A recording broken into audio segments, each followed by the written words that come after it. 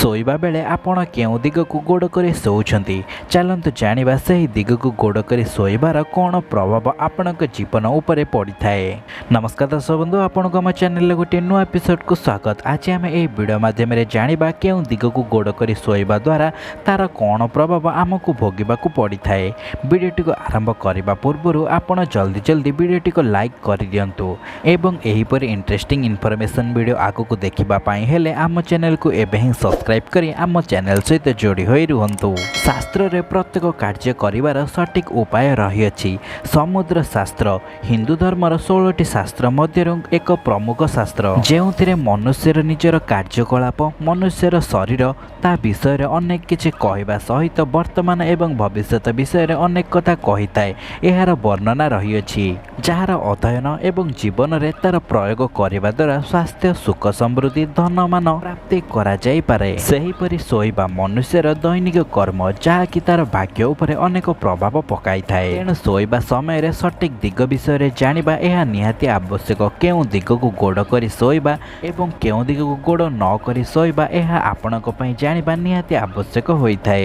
ଭୁଲ ଦିଗକୁ ଗୋଡ଼ କରି ଶୋଇବା ଦ୍ୱାରା ଆପଣ ଜାଣି ହିଁ ନିଜ ଜୀବନରେ ଅଶାନ୍ତି, ଅଭାବ ଏବଂ ଅନେକ ସମସ୍ୟାକୁ ବଢ଼ାଇଥାନ୍ତି। ଏହା ସହିତ ଭୁଲ ଦିଗକୁ ମୁଣ୍ଡ କରି ଶୋଇବା ଦ୍ୱାରା ସ୍ୱାସ୍ଥ୍ୟ ଏବଂ ଧନ ସମୃଦ୍ଧିରେ ଅନେକ ପ୍ରକାର ସମସ୍ୟା ଆସିଥାଏ। ଚାଲନ୍ତୁ ଜାଣିବା କେଉଁ ଦିଗକୁ ଭୁଲ କରି ଗୋଡ଼ କରି ଶୋଇବା ଆପଣଙ୍କ ପାଇଁ ଅନୁଚିତ ହୋଇଥାଏ।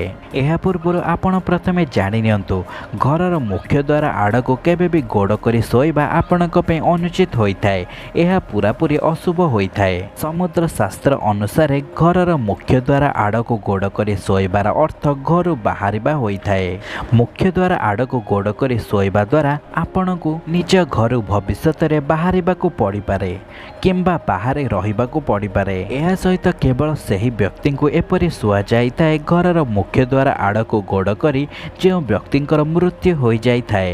ଏବଂ ଶାସ୍ତ୍ରରେ ବି ମଧ୍ୟ ରହିଅଛି, ଯେଉଁ ଘରେ କୌଣସି ବି ବ୍ୟକ୍ତି ମୁଖ୍ୟ ଦ୍ୱାର ଆଡ଼କୁ ଗୋଡ଼ କରି ଶୋଇଥାନ୍ତି ସେହି ଘରେ ସବୁବେଳେ ସ୍ୱାସ୍ଥ୍ୟ ସମସ୍ୟା ଲାଗି ରହିଥାଏ। ଏବେ ଜାଣିବା କେଉଁ ଦିଗକୁ ଗୋଡ଼ କରି ଶୋଇବା ଆପଣଙ୍କ ପାଇଁ ଉଚିତ ହୋଇଥାଏ ଏବଂ କେଉଁ ଦିଗକୁ ଗୋଡ଼ କରି ଶୋଇବା ଆପଣଙ୍କ ପାଇଁ ଉଚିତ ହୋଇନଥାଏ। ବାସ୍ତୁଶାସ୍ତ୍ର ଅନୁସାରେ ଉତ୍ତର ଦିଗକୁ ଗୋଡ଼ କରି ଶୋଇବା ଶୁଭ ହୋଇଥାଏ। ଦକ୍ଷିଣ ଦିଗକୁ ମୁଣ୍ଡ ଏବଂ ଉତ୍ତର ଦିଗକୁ ଗୋଡ଼ କରି ଶୋଇବା ଦ୍ୱାରା ଆର୍ଥିକ ବିକାଶରେ ବୃଦ୍ଧି, ଧନ ସମୃଦ୍ଧିରେ ବୃଦ୍ଧି ହୋଇଥାଏ। ଏବଂ ପ୍ରାଚୀନ ଗ୍ରନ୍ଥ ଅନୁସାରେ ଏହିପରି ଗୋଡ଼କୁ ଉତ୍ତର ଦିଗକୁ କରି ଶୋଇବା ଦ୍ୱାରା ସ୍ୱାସ୍ଥ୍ୟଜନିତ ସମସ୍ୟା ବି ହୋଇନଥାଏ। ଏହା ସହିତ ବୈଜ୍ଞାନିକ ଦୃଷ୍ଟିରେ ବି ମଧ୍ୟ ପ୍ରମାଣିତ ହୋଇଅଛି, ଉତ୍ତର ଦିଗକୁ ଗୋଡ଼ କରି ଶୋଇବା ଦ୍ୱାରା ଅନେକ ରୋଗ ଗୁଡ଼ିକର ନାଶ ହୋଇଥାଏ। ଏହାର କାରଣ ପୃଥିବୀର ଚୁମ୍ବକୀୟ ଶକ୍ତି ଏବଂ ଊର୍ଜା ଉତ୍ତରରୁ ଦକ୍ଷିଣ ଦିଗକୁ ପ୍ରଭାବିତ ହୋଇଥାଏ। ତେଣୁ ଏହିପରି ଦକ୍ଷିଣ ଦିଗକୁ ମୁଣ୍ଡ ଏବଂ ଉତ୍ତର ଦିଗକୁ ଗୋଡ଼ କରି ଶୋଇବା ଦ୍ୱାରା ଚୁମ୍ବକୀୟ ଶକ୍ତି ଏବଂ ଊର୍ଜା ଆପଣଙ୍କର ମୁଣ୍ଡ ଦେଇ ଆପଣଙ୍କ ଶରୀରକୁ ଯାଇଥାଏ ଏବଂ ଆପଣଙ୍କର ଶରୀରରୁ ଗୋଡ଼ ମାଧ୍ୟମରେ ବାହାରକୁ ଆସିଥାଏ, ଯାହାକି ଆପଣଙ୍କର ବିଚଳିତ ଏବଂ ଖରାପ ମନୋଭାବ ଆପଣଙ୍କ ଠାରୁ ଦୂରେଇ ରଖିଥାଏ। ଯଦି ଏହାର ବିପରୀତ ଉତ୍ତର ଦିଗକୁ ମୁଣ୍ଡ ଏବଂ ଦକ୍ଷିଣ ଦିଗକୁ ଗୋଡ଼ କରି ଶୋଇବାର ଅର୍ଥ, ଶାସ୍ତ୍ର ଅନୁସାରେ ଉତ୍ତର ଦିଗ ମୃତ୍ୟୁର ଦିଗ ହୋଇଥାଏ।